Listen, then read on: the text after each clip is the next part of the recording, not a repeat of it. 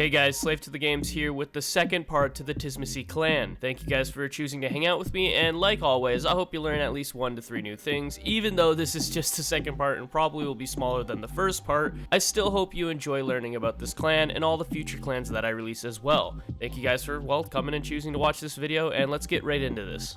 Even before the rise of the Sabbat, the TziMISCE viewed their mortal charges as little more than a sophisticated form of herd beast. Following the Anarch Revolt, the majority of TziMISCE have abandoned lordship in favor of their own projects. To purify their thought and detach themselves from human subjectivity, TziMISCE either founded or developed the various Sabbat paths of enlightenment. These beliefs and rituals serve diverse purposes, engendering solidarity among vampires, providing new habits to replace human learned ones, and fostering an understanding of what it means to be a vampire. As a result, the TziMISCE are intensely focused on the vampiric condition. They gladly abandon their humanity in favor of the paths of enlightenment, and they have spent more time thinking about their state than any other clan. One of the immediate results of this is that Sabbat culture is derived from medieval TziMISCE culture. Traditions such as Valdery derive from TziMISCE custom. TziMISCE culture, philosophy, and self-image are intimately tied with their practice of vicissitude. The TziMISCE view vicissitude as a key to higher mysteries of the vampiric state,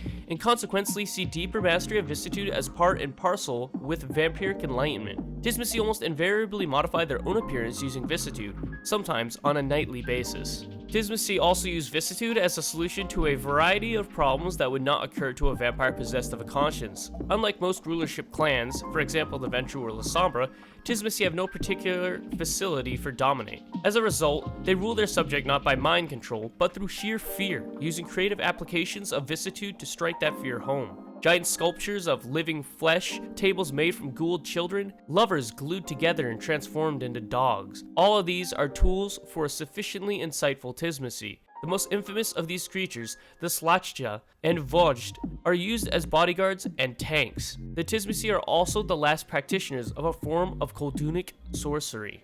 A particularly interesting phenomenon, which is practically exclusive to the TziMISCE, is the existence of Revenants. Revenants are families of ghouls maintained continuously by the TziMISCE, who serve as mortal pawns and possibly candidates for the embrace. Centuries of vampiric contact, infusions of vampiric blood, and inbreeding have transformed the Revenants into a distinct type of supernatural creature. They produce a weak vampiric-like vitae, which sustains their bodies far beyond average human lifespans.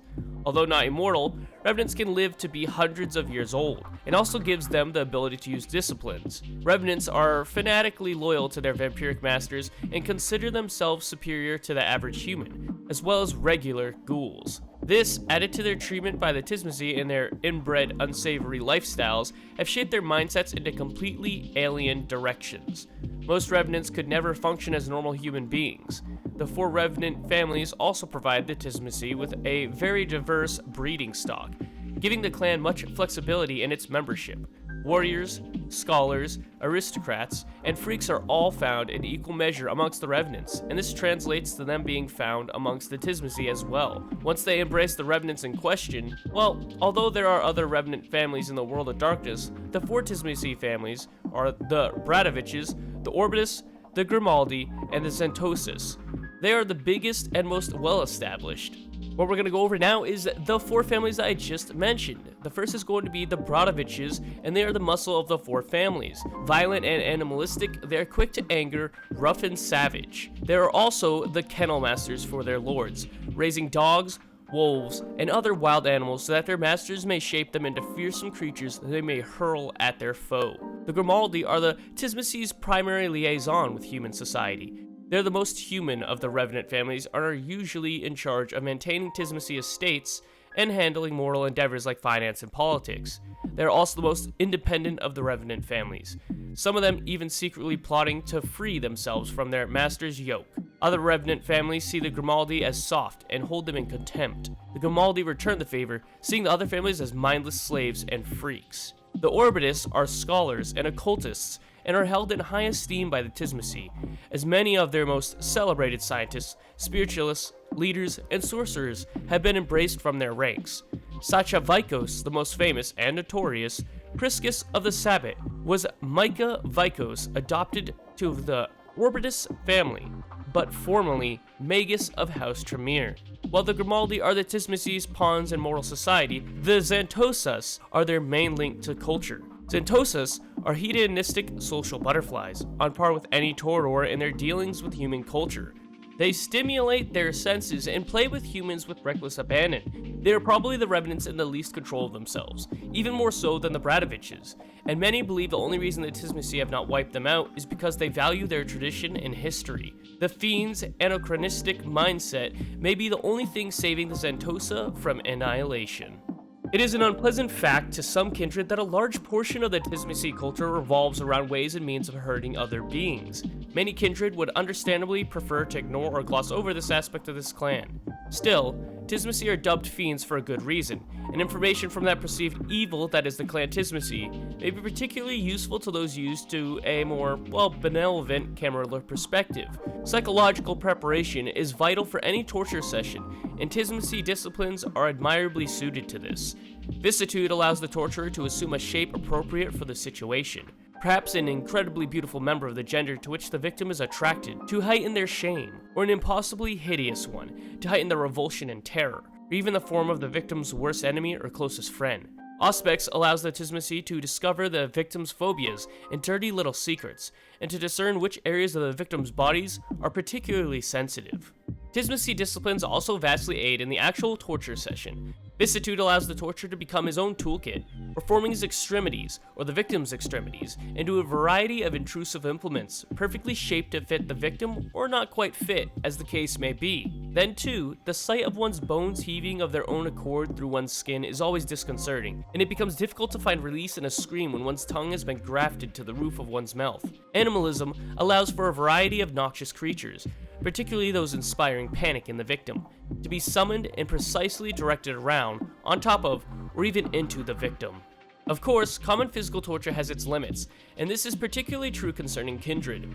Most elders worthy of that title have experienced massive body trauma at least once during their unlife, and thus are somewhat numb to the usual concept of pain. Moreover, kindred scoff at threats that would break many mortals, such as amputation or castration, given their regenerative capabilities. However, how does one threaten a Nosferatu with disfigurement? Sometimes, even mortals display surprising resilience. Unfortunately, for such victims, TziMISCE are equally skilled at emotional torture. Centuries on life have given TziMISCE torturers an uncanny degree of psychological insight into the way the human and kindred mind operate. Furthermore, TziMISCE control over the blood bond provides torturers with a variety of fiendish new ways to hurt their victims. For example, two kindred may be forcibly blood-bound to one another and then one painstakingly disfigured before the other's eyes. Alternatively, the TziMISCE may break one victim's bond while leaving the other still bound. Then the unbound victim may then be rebound to the torturer and induced to inflict pain, or, physical pain, as well as emotional pain on the other remaining victim. TziMISCE may also, through rituals, can cause already bound beings to feel emotions other than love. A victim capable of bearing the most atrocious wounds without flinching may be utterly broken by a contemptuous slap from the hand of the now hostile love or childer. The rites and treatment of guests forms an inedible part of TziMISCE culture. There are many archaic rules concerning deportment, manners, greetings, goodbyes, allowances, and settlement of grievances, but there are a few clan-wide obligations that are always honored. A guest of the TziMISCE is entitled to several things: shelter and nourishment for 3 days and 3 nights, not counting the night of arrival, the protection of the host against third-party aggressors, suspension of inter-family grievances for the duration of the stay, the best quarters in the home of the host, up to and including the host's own chambers. However, the guest also has a few obligations that makes them worthy of such special treatment: a ritual exchange of gifts or services on arriving, departing, or sometimes both, respecting the host's boundaries and property, not needlessly angering the host or any of his family, not staying any longer than the requisite 3 days and 3 nights unless invited to. The balance of these laws is to ensure that no advantage is taken of either the host or guest. A fiend's honor can be completely shattered by infringing upon either one of these set of rules. Given the warfare that exists between lineages of TziMISCE, exercising patience and honoring these laws is a way to ensure that there is always a sort of neutral ground where combative families can meet and prevent any further outrages. The older a TziMISCE is, the more seriously they treat these laws, for they remember the nights when the only shelter to be had was in the domain of a rival voivode, when travel was arduous and only undertaken when necessary. Most elder TziMISCE respect these laws the modern knights, but their grandchildren may not even be aware that these laws exist, much less still enforced in their ancestors' domains. Minor branches can be forgiven, though some effort must be made to show that the trespasser is apologetic. Major breaches can fix a TziMISCE's reputation in a very bad way.